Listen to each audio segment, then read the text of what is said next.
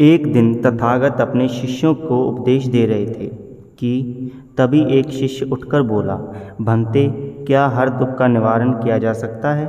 बुद्ध बोले, यह सत्य है कि हर दुख का निवारण है।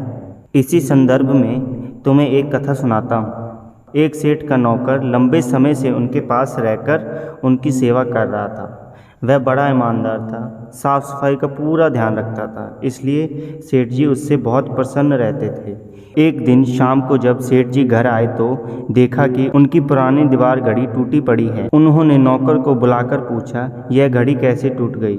नौकर ने कहा, मालिक, मैं सफाई कर रहा था कि घड़ी हाथ से छूट गई और टूट गई। गलती मेरी है, आप मुझे क्षमा कर दें। सेठ तेज आवाज में बोला, क्षमा मांगने से क्या होता है? घड़ी बरसों से मेरे कमरे में लगी थी, कमरे की शोभा थी, और तुम्हें पता है कि यह मुझे कितनी प्रिय थी। डांटने के अलावा सेठ जी और कर भी क्या सकते थे? बहुत भरोसे का नौकर जो था।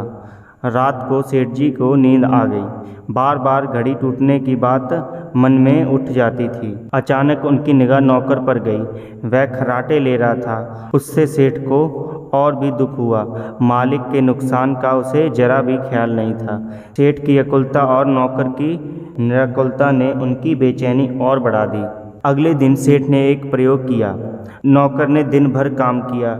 शाम को सेठ ने उसे बड़े प्यार से बुलाया और कहा, देखो, कल नुकसान हो गया, इससे मेरा मन खिन्न हो गया था। इसी से मैंने तुम्हें डांटा था, पर यह तो कल की बात थी। आज मेरा मन प्रसन्न है। तुम मेरे साथ इतने दिन से हो, इतना अच्छा काम करते हो।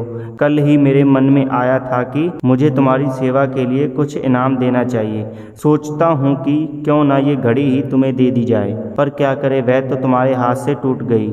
यदि नहीं टूटती तो आज तुम्हारी होती। यह कहकर सेठ तो उस रात बड़े आनंद से सोया और नौकर सारी रात करवटें बदलता रहा। बार बार उसके मन में एक ही बात आती रही कि अगर घड़ी नहीं टूटती तो वह मुझे मिल जाती।